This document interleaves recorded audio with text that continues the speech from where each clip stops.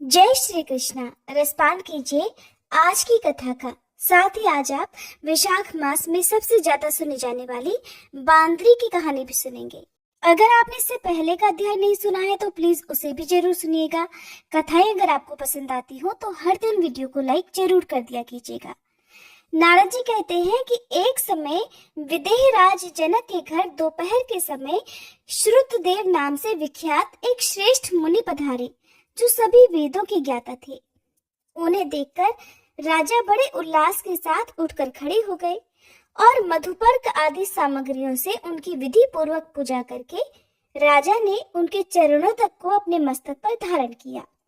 इस प्रकार स्वागत सत्कार करने के बाद जब वे आसन पर विराजमान हुए, तब विदेह राज के प्रश्न के अनुसार वैशाख मास के महात्म्य का वर्णन करते हुए वे इस प्रकार कहने लगे। श्रुतदेव ने कहा, राजन, जो लोग वैशाख मास में धूप से संतप्त होने वाले महात्मा पुरुषों के ऊपर छाता लगाते हैं, उन्हें अनंत पुण्य की प्राप्ति होती है। इस विषय में एक प्राचीन इतिहास का उदाहरण दिया करते हैं। बहुत समय पहले वंग देश में हेमकांत नाम से विख्यात एक राजा हुए हैं। वे कुशकेतु के पुत्र, परम बुद्धिमान और शस्त्रधारियों में श्रेष्ठ थे। एक दिन वे शिकार खेलने में आसक्त होकर एक घने वन में जा घुसे। वहां तरह तरह के मृग और वराह आदि जंतुओं को मारकर जब वे बहुत थक गए, तब दोपहर के समय मुनियों के आश्रम में आ गए। उस समय आश्रम में उत्तम व्रत का पालन करने वाले शतर्ची नामक ऋषि समाधि लगाए हुए बैठे थे, जिन्हें बाहर होने वाले कार्यों का कुछ भी एहसास नहीं होता था। उन्हें निश्चल बैठे देखकर राजा को बड़ा क्रोध हुआ और उन्होंने उन महात्माओं को मार डालने का निश्चय कर लिया। उन्होंने सोचा कि मैं महाराज होकर इनके आश्रम में पधारा हूँ और इनमें से किसी ने भी मेरा आदर सत्कार नहीं किया। इस प्रकार राजा ने अपने आप को बहुत अपमानित समझा। तब उन ऋषियों के 10,000 शिष्यों ने राजा को ऐसा करने से मना करते हुए कहा, ओ खोटी बुद्धि वाले राजन, हमारे गुरु लोग इस समय समाधि में लीन हैं। बाहर कहाँ क्या हो रहा है इस बारे में ये कुछ नहीं जानते, इसलिए इन पर तुम्हें क्रोध नहीं करना चाहिए। तब राजा ने क्रोध से विवल होकर शिष्यों से ही कहा, अरे द्विज कुमारों, मैं रास्ते में थका मांदा यहाँ आया हूँ, इसलिए तुम ही लोग मेरा आतिथ्य करो। राजा के ऐसा कहने पर वे शिष्य कहने लगे, महाराज, हम लोग तो भिक्षा मांगकर खाने वाले हैं। गुरुजनों ने हमें किसी के आतिथ्य के लिए आज्ञा ही नहीं दी है। हम तो सर्वथा अपने गुरु के अधीन हैं। गुरु की आज्ञा के बिना हम कोई कार्य नहीं कर सकते, इसलिए तुम्हारा आतिथ्य हम कैसे कर सकते हैं?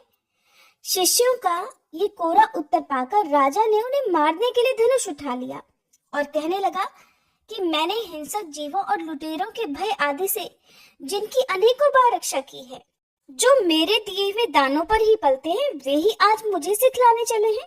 ये मुझे नहीं जानते, ये तो सभी कृतज्ञ और बड़े अभिमानी हैं। इन आतताइयों को मार डालने पर भी मुझे कोई दोष नहीं लगेगा।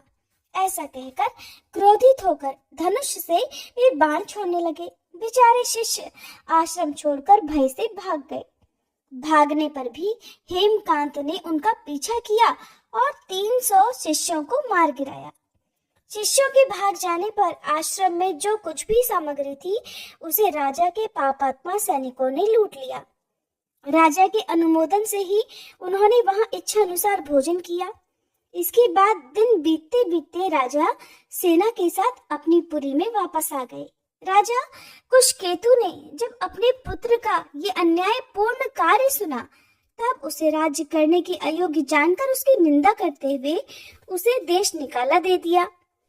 इस तरह पिता के त्याग देने पर हेमकांत घने वन में चला गया।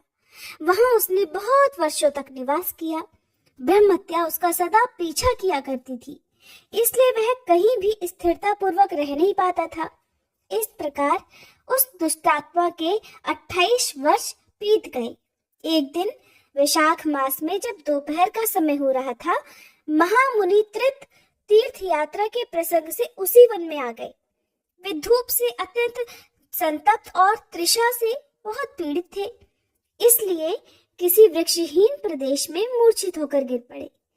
दैवयोग से हेमकांत उधर ही आ निकला। उसने मुनि को प्यास से पीड़ित, मूर्छित और थका मांदा देखा तो उन पर बड़ी दया आ गई। उसने पलाश के पत्तों से छत्र बनाकर उनके ऊपर आती हुई धूप को रोक दिया और वह स्वयं मुनि के मस्तक पर छाता लगाए हुए खड़ा हो गया और तुम्बी में रखा हुआ जल उनके मुंह में डालने लगा। इस उपचार से मुनि को होश आ गया और उन्होंने छत्री को दिए हुए पत्ते के छाते को लेकर अपनी व्याकुलता दूर की। उनकी इंद्रियों में कुछ कुछ शक्ति आई और वे धीरे धीरे चलते हुए किसी गांव में पहुंच गए। उस पुण्य के प्रभाव से हेमकांत की 300 ब्रह्महत्याएं नष्ट हो गई, जो उसने उस आश्रम में शिष्यों को मारकर अर्जित की थी। उसी समय यमराज के दूत हेमकांत को लेने के लिए वन में आए। उन्होंने उसके प्राण लेने के लिए उसमें संग्रहणी रोग पैदा कर दिया। उस समय प्राण छूटने की पीड़ा से छटपटाते हुए हेमकांत ने 3 अत्यंत भयंकर यमदूतों को देखा, जिनके बाल ऊपर की ओर उठे हुए थे। उस समय अपने कर्मों को याद करके वह मौन हो गया। छत्रदान के प्रभाव से उसको भगवान विष्णु का स्मरण हो आया। उसके स्मरण करने पर भगवान महाविष्णु ने विश्वक्सेन से कहा कि तुम शीघ्र जाओ, यमदूतों को रोको और हेमकांत की रक्षा करो। अब वह निष्पाप होकर मेरा परम भक्त हो गया है। उसे नगर में ले जाकर उसके पिता को सौंप दो। साथ ही मेरे कहने से कुशकेतु को ये भी समझाना कि तुम्हारे पुत्र ने अपराधी होने पर भी विशाख मास में छत्रदान करके एक मुनि की रक्षा की है, इसलिए अब वह पाप रहित हो गया है। इस पुण्य के प्रभाव से वह मन और इंद्रियों को अपने वश में रखने वाला, दीर्घायु, शूरता और उदारता आदि गुणों से युक्त और तुम्हारे समान ही गुणवान हो गया है। इसलिए हे राजन, अपने इस महाबली पुत्र को तुम राज्य का भार संभालने के लिए नियुक्त कर दो। भगवान विष्णु ने तुम्हें ऐसे ही आज्ञा दी है। इस प्रकार राजा को आदेश देकर हेमकांत को उनके अधीन करके फिर यहाँ वापस लौट आओ। भगवान विष्णु का ये आदेश पाकर महाबली विश्वक्सेन ने हेमकांत के पास आकर यमदूतों को रोका और अपने कल्याणमय हाथों से उसके सब अंगों में स्पर्श किया। भगवत भक्त के स्पर्श से हेमकांत के सारे रोग क्षण भर में ही दूर हो गए। इसके बाद विश्वक्सेन उसके साथ राजा की पुरी में गए। उन्हें देखकर महाराज कुशकेतु ने आश्चर्ययुक्त होकर भक्ति पूर्वक मस्तक झुकाकर पृथ्वी पर साष्टांग प्रणाम किया और भगवान के पार्षद का अपने घर में प्रवेश कराया। वहां तरह तरह के स्तोत्रों से इनकी स्तुति और वैभवों से उनका पूजन किया। इसके बाद महाबली विश्वक्सेन ने अत्यंत प्रसन्न होकर राजा को हेमकांत के विषय में भगवान विष्णु ने जो भी संदेश दिया था वह सब यथानुसार कह सुनाया। उसे सुनकर कुशकेतु ने पुत्र को राज्य पर बिठा दिया और खुद विश्वक्सेन की आज्ञा लेकर पत्नी सहित वन को प्रस्थान कर दिया। इसके बाद महामना विश्वक्सेन हेमकांत से पूछकर और उसकी प्रशंसा करके श्वेत द्वीप में भगवान विष्णु के समीप चले गए। तभी से राजा हेमकांत वैशाख मास में बताए हुए भगवान की प्रसन्नता को बढ़ाने वाले शुभ धर्मों का प्रतिवर्ष पालन करने लगे। वे ब्राह्मण भक्त, धर्मनिष्ठ, शांत, जितेंद्रिय, सभी प्राणियों के प्रति दयालु और संपूर्ण यज्ञों की दीक्षा में स्थित रहकर सभी प्रकार की संपदाओं से संपन्न हो गए। उन्होंने पुत्र पौत्र आदि के साथ सभी भोगों का उपभोग करके अंत में भगवान विष्णु का लोक प्राप्त कर लिया। वैशाख सुख से साध्य अतिशय पुण्य प्रदान करने वाला है। पाप रूपी ईंधन को अग्नि की तरह जलाने वाला, परम सुलभ तथा धर्म, अर्थ, काम, मोक्ष चारों पुरुषार्थों को देने वाला है। जय श्री कृष्ण। आज का अध्याय समाप्त हुआ। अब सुनिए बांदरी की कहानी। एक बार एक राजा था। वह वैशाख मास में प्रतिदिन ब्रह्म मुहूर्त में उठकर गंगा जी में स्नान किया करता था। राजा का आदेश था कि मुझसे पहले गंगा जी में कोई भी स्नान नहीं करेगा। राजा जब गंगा जी में स्नान करने जाते तो उन्हें प्रतिदिन शांत जल की जगह पर हिलता हुआ जल दिखाई देता था। तब राजा को संदेह हुआ कि निश्चय ही मुझसे पहले कोई हर दिन आकर गंगा जी में स्नान करके चला जाता है। इसलिए राजा ने नदी के तट पर पहरेदार बिठा दिए। गंगा जी के तट पर एक वृक्ष था, उस पर एक बंदरिया रहा करती थी। वह हर दिन राजा के स्नान करने से पहले ही स्नान करके वृक्ष पर चढ़कर बैठ जाती थी। इस प्रकार होते होते पूरा वैशाख मास बीत गया, किंतु अंतिम दिन राजा के सिपाहियों ने देख लिया और उस बंदरिया को पकड़कर राजा के पास ले गए और कहने लगे कि महाराज, यही वो बंदरिया है जो आपसे पहले प्रतिदिन गंगा जी में स्नान करती है। उधर राजा की प्रतिज्ञा ये थी कि अगर कोई भी स्त्री मुझसे पहले स्नान करती होगी तो मैं उसी से विवाह कर लूंगा। इसलिए अब अपनी प्रतिज्ञा के अनुसार राजा को उस बंदरिया के साथ ही विवाह करना पड़ा। वैशाख मास के स्नान के पुण्य से बंदरी के गर्भ ठहर गया। 9 महीने पूर्ण होने पर बंदरी ने राजा से पूछा कि महाराज, शिशु जन्म के समय मुझे क्या करना चाहिए।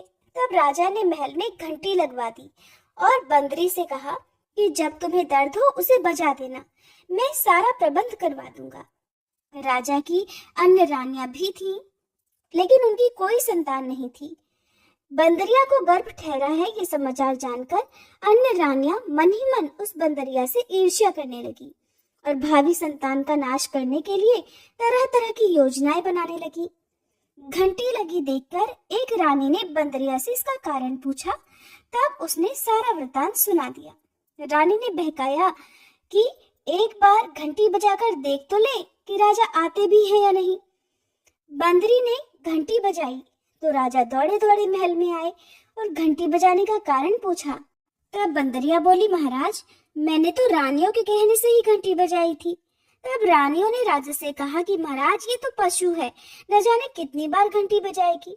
ऐसा कहकर रानियों ने राजा से कहकर उस घंटी को हटवा दिया।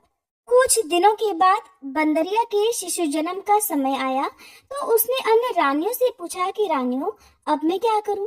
तब रानी कहने लगी कि तुम आंखों पर पट्टी बांधकर सो जाओ। उधर बंदरी के वैशाख मास के स्नान के पुण्य प्रताप के रूप में उसे एक सुंदर पुत्र हुआ। शिशु के जन्म होते ही उसके रोने से पहले ही रानियों ने उसे एक टोकरी में रखकर दासी को दे दिया और आदेश दे दिया कि इसे जाकर नदी में बहाओ। और इधर रानियों ने उस शिशु की जगह पर एक पत्थर वहां पर रख दिया। राजा को भी कहला दिया कि महाराज, बंदरिया ने तो एक पत्थर को जन्म दिया है। राजा ने सुना तो उन्होंने भी संतोष कर लिया कि जब दूसरी रानियों की संतान नहीं है तो ये तो बंदरी है, इसके भला क्या संतान होगी। उधर दासी ने उस सुंदर शिशु को नदी में ना बहाकर कुम्हार के खंदड़ में रख दिया। दूसरे दिन कुम्हार कुम्हारिन उस खंदड़ में आए तो वहां एक सुंदर शिशु को रोते हुए देखा। कुम्हार और कुम्हारिन भी निसंतान थे। उन्होंने उस शिशु को अपने लिए भेजी गई भगवान की भेंट माना और बड़े प्रेम से शिशु का पालन पोषण करने लगे। कुछ बड़ा होने पर जब उस बालक को ये ज्ञात हुआ कि वह रानी बंदरी का पुत्र है जिसको रानियों ने मरवाना चाहा था, एक दिन वह बालक कुम्हार के बनाए हुए मिट्टी के हाथी घोड़े लेकर पनघट पर जा बैठा और दासियों को देखकर कहने लगा, आओ रे मेरे मिट्टी के हाथी घोड़े, पानी पियो। जब दासियों ने ये बात सुनी तो वो हंसने लगी, कहने लगी, अरे मूर्ख, कभी मिट्टी के हाथी घोड़े भी पानी पीते हैं क्या। इस पर वह बालक कहने लगा, अच्छा, तो क्या कभी बंदरी के भी पत्थर जन्म लेता है। उस बालक की ये बात दासियों ने जाकर महल में कह दी। तब रानियों ने दूसरे दिन विष मिलाकर लड्डू भेज दिए। ईश्वर की कृपा से लड्डू गोंद और बादाम के हो गए और उन लड्डुओं को खाने से उस लड़के की मृत्यु नहीं हुई। ये समाचार दासी ने रानी को बताया और रानी ने राजा से कहकर उस कुम्हार को ही देश निकाला दिलवा दिया। अब वह कुम्हार भटकता भटकता वन में ही रहने लगा। इसके बाद अगले वर्ष चैत्र मास में माता गणगौर के पूजन का दिन आया। तब वह बंदरी का पुत्र 108 करवे और 108 गोली लेकर तथा घड़े में पानी भरकर बगीचे के बाहर बैठ गया। उधर राजा की और साहूकार की पुत्रियां गणगौर बनाने के लिए मिट्टी लेने के लिए आईं और बगीचे में खेलने और झूलने लगी। इसी कारण कुछ समय बाद उन्हें जोर की प्यास लगी। तब उन्होंने उस बंदरी के पुत्र से जल पिलाने के लिए कहा। तब वह बालक कहने लगा कि मेरे पास एक गोली है, उसे खाते जाओ और मेरे चारों ओर चक्कर लगाते जाओ। तब मैं तुम्हें जल पिलाऊंगा। इस पर पहले तो कन्याओं ने मना किया, किंतु तेज प्यास लगने के कारण वे तुरंत मान गई। इस प्रकार वह गोली खाने और उस युवक के साथ फेरे लेने से वह गर्भवती हो गई। बाद में जब उनके माता पिता को ये ज्ञात हुआ, तब वे सभी कुम्हार के पास आए और सारा वृतांत कह सुनाया। फिर कहा कि तेरे पुत्र ने हमारी कन्याओं से विवाह कर लिया है, अब तो तुम्हें इन्हें अपने पास ही रखना होगा। तब कुम्हार ने निर्धन होने के कारण मजबूरी व्यक्त की। कुम्हार कहने लगा, महाराज मैं तो बहुत गरीब हूँ, इन सभी बहुओं को मैं अपने घर पर कहाँ और कैसे रखूंगा, क्या खिलाऊंगा। तब कन्याओं के माता पिता ने बहुत सारा धन देकर अपनी कन्याओं को कुम्हार के घर विदा कर दिया और कुम्हार के घर 108 बहुएं आ गईं। बाद में उनके 108 ही पोते हो गए। कुम्हार ने समस्त नगरी को भोजन हेतु निमंत्रण दिया और राजा को भी बुलवा लिया। राजा के यहाँ से रानी बांदरी के अलावा सब भोजन करने के लिए पधारे।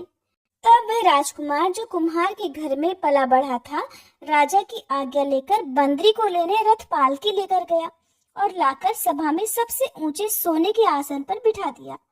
राजकुमार ने अपनी सभी पत्नियों को समझा दिया था कि बंदरी मुझे जन्म देने वाली माता है। फिर तो एक एक बहू रानी बांदरी के चरण स्पर्श करती गई और एक एक सोने का सिक्का और पोते को गोद में देती गई। जब राजा और दूसरी रानियों ने ये सब देखा तो कुम्हार के पुत्र से इसका कारण पूछा। रानियों को तो संदेह होने लगा कि ये अवश्य ही बंदरी का पुत्र है। अब तो रानियां रूठकर राजा से कहने लगी कि कुम्हार के पुत्र ने हमारा अपमान किया है और बंदरी का सम्मान किया है, इसलिए हम लौट कर जा रहे हैं। इधर राजा को पुत्र के जन्म का सारा रहस्य पता चल गया था, इसलिए उन्होंने अपनी सभी रानियों को देश निकाला दे दिया और अपने पुत्र, सभी पुत्र वधुओं और पौत्रों को लेकर महल में आ गया। फिर राजकुमार का राजतिलक कराया गया। कुम्हार कुम्हारिन को राजकुमार ने महल में रहने के लिए निवेदन किया, किंतु वे नहीं माने। तब राजा ने उन्हें ढेर सारा धन देकर विदा कर दिया।